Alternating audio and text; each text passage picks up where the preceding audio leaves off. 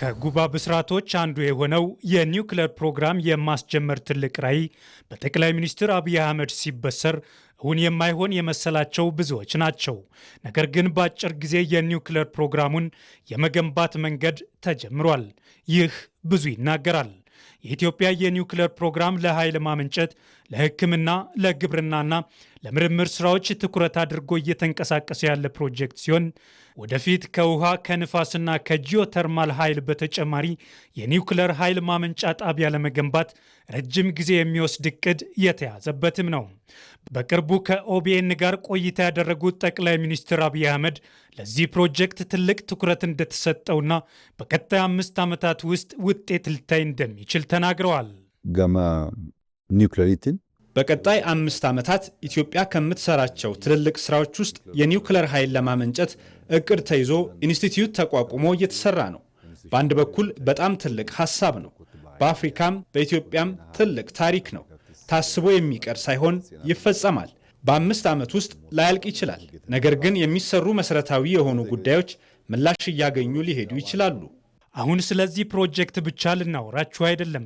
በዚህ ፕሮጀክት ሂደት ውስጥ የመደመር መንግስት የሚመራበትን የውጭ ግንኙነት ፖሊሲውን እንዴት ከመደመር ከሀገር ብሔራዊ ጥቅም ጋር እንዳሰናሰለ ነው ልንመለከት የወደድ ነው። ከመደመር እሳቤ የሚቀዳው የመደመር መንግስት ኢትዮጵያዊ የፖለቲካዊ ኢኮኖሚ እሳቤ ከወግ አጥባቂ ርዕዮተ ዓለማዊ ቀኖና ይልቅ ገቢር ነበብ አካሄድን ይጠቀማል። የመደመር መንግስት መጽሐፍ ገቢር ነበብ አካሄድ እውነት የስምምነት ውጤት እውቀትም የሚሰራና መፍትሄ የሚያመጣ መሆን እንዳለበት ያስረዳል። የመደመር መንግስት ሁለንተናዊ ብልጽግናን ማረጋገጥ የሚቻለው ትብብርን ያስቀደመ ስርዓት በመዘርጋትና ፖሊሲዎችን ገቢር ነበብ በሆነ መንገድ አውጥቶ በቅንጅት በመተግበር ነው ብሎ ያምናል።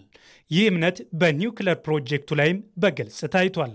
የህንዱ ፈረስት ፖስት በአፍሪካ አምዱ ላይ ይዞ የወጣው ትንታኔም ይህንን ብሔራዊ ጥቅምን ያስቀደመውን የኢትዮጵያን አካሄድ የሚገልጽ ነው። የፈረስት ፖስት ትንታኔ እንዳስቀመጠው በኒውክሌር ጉዳይ የዓለማችን 2 ተቀናቃኞችን ሩሲያና አሜሪካን ኢትዮጵያ ለብሔራዊ ጥቅሟ በሚመች መልኩ እየተጠቀመች ስለመሆኑ ነው። ኢትዮጵያ ኒውክሌር ለማበልጸግ የሚጠቅማትን የኢንዱስትሪ አቅም ከሩሲያ ስታገኝ ዓለም አቀፍ እውቅናን ለማግኘት የሚያስችሉ የክትትልና ቁጥጥር ስራዎችን የማማከሩን ጉዳይ ደግሞ ከአሜሪካና ከአውሮፓውያኑ ታገኛለች።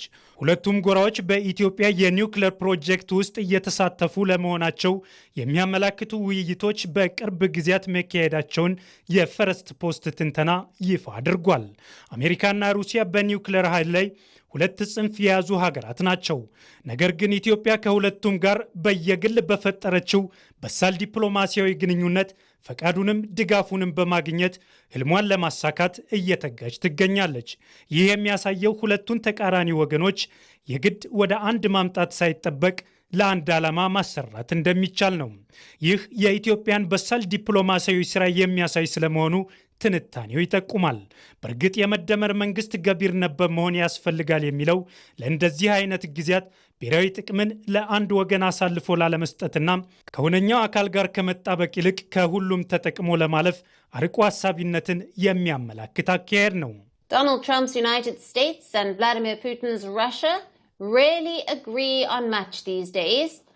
የአሜሪካው ፕሬዝዳንት ዶናልድ ትራምፕ እና የሩሲያው ፕሬዝዳንት ፑቲን ብዙ የሚስማሙ አይደሉም። አሁን በኢትዮጵያ የኒውክሌር ፕሮግራም ጉዳይ ግን ጎን ለጎን እየሰሩ ነው። ሞስኮ የኢትዮጵያን የኒውክሌር ኃይል ማመንጫ ለመገንባት ይሁንታዋን አረጋግጣለች። ዋሽንግተን ደግሞ የመተዳደሪያውን ሕግ በማዘጋጀት እየረዳች ነው። ኢትዮጵያ እነዚህን የዓለም ተፎካካሪዎች ወደ አንድ በማምጣት የ$30 ቢሊዮን የብሔራዊ ትራንስፎርሜሽን እቅዷን ለማሳካት እየሰራች ነው። But this is not about Ethiopia choosing Moscow or Washington. ይህ ለኢትዮጵያ ሞስኮን ወይም ዋሽንግተንን የመምረጥ ጉዳይ አይደለም። በኢኮኖሚ ራሷን መቻልን ቅድሚያ የመስጠት ጉዳይ ነው። በጉዳዩ ላይ ተጨማሪ እይታውን እንዲያጋራ በፈርስት ፖስት ከጋና አክራ የተጋበዘው የውጭ ፖሊሲና የደህንነት ተንታኙ አዲብ ሳኒ የኢትዮጵያን ሁለንተናዊ ብልጽግና የሚያረጋግጠውንና የኃይል አማራጯን የሚያሰፋውን የኒውክሌር ፕሮግራም ለማሳካት የሄደችበትን ጥበብ አድንቋል። በተለይም የኒውክሌር ኃይል ላይ ብርቱ ፉክክር የሚያደርጉትን አሜሪካና ሩሲያን በአንድ ይዞ መስራት መቻሉ የኢትዮጵያን የዲፕሎማሲ ጥበብ እንደሚያሳይ አዲብ ይናገራል። Russia signed an agreement with Ethiopia in September 2025 to help in the construction of their first nuclear plants. የኒኩለር ኃይልን ለመገንባት ኢትዮጵያ እንደ አውሮፓውያኖቹ የዘመን ቀመር በመስከረም ወር 2025 ስምምነት አድርጋለች። አሜሪካ የኒኩለር አስተዳደር ማዕቀፉን በማቅረብ ትታወቃለች። እዚህ ላይ ኢትዮጵያ ያከናወነችው በሳል የዲፕሎማሲ ጥበብን ልንገነዘብ ይገባል። በአንድ በኩል የሩሲያ የኒኩለር ሙያተኞች ሙያዊ እገዛና ስልጠና እንዲሰጡ ስምምነት አድርጋለች። የኒኩለር ኃይል ለመገንባት ደግሞ ዓለም አቀፍ እውቅናና ፍቃድን ማግኘት የግድ ነው። ለዚህ ደግሞ ከአሜሪካ በላይ ማንም የለም። ለዚህም ከአሜሪካ ጋር እያራመደች ያለው ዲፕሎማሲያዊ አካሄድ የሚደነቅ ነው። የኒኩለር ኃይል መገንባት ከጂኦፖለቲካ ለይተን ልናየው አንችልም። አሜሪካና ሩሲያ በኒኩለር ኃይል ላይ ሁለት ጽንፍ የያዙ ሀገራት ናቸው። ነገር ግን ኢትዮጵያ ከሁለቱም ጋር በየግል በፈጠረችው በሳል ዲፕሎማሲያዊ ግንኙነት ፈቃዱንም ድጋፉንም በማግኘት ህልሟን ለማሳካት እየተጋች ነው። ይህ የሚያሳየው ሁለቱን ተቃራኒ ወገኖች የግድ ወደ አንድ ማምጣት ሳይጠበቅ ለአንድ ዓላማ መስራት እንደሚቻል ነው። ይህ የኢትዮጵያ በሳል የዲፕሎማሲ ስራን የሚያሳይ ነው።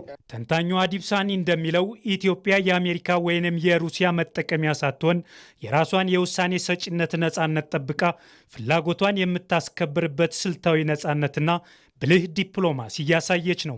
የመደመር እይታ ዋና ማዕከል ጽንፎችን ማስታረቅ፣ ኃይሎችን ማቀናጀት እንደመሆኑ ተቃራኒ ኃይሎችን ለጋራ ልማት ማጣመር ተችሏል።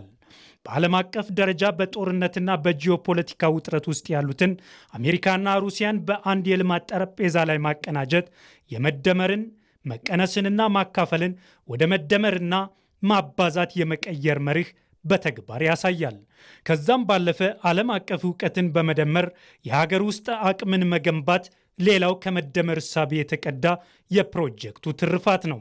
የፕሮጀክቱ ዋና ዓላማ የውጭ ሀገራት የቴክኖሎጂና የቁጥጥር ልምድ ላይ በመመስረት ኢትዮጵያ የራሷን ቴክኖሎጂና የቁጥጥር ተቋማዊ አቅምን እንድትገነባ ማድረግ ነው።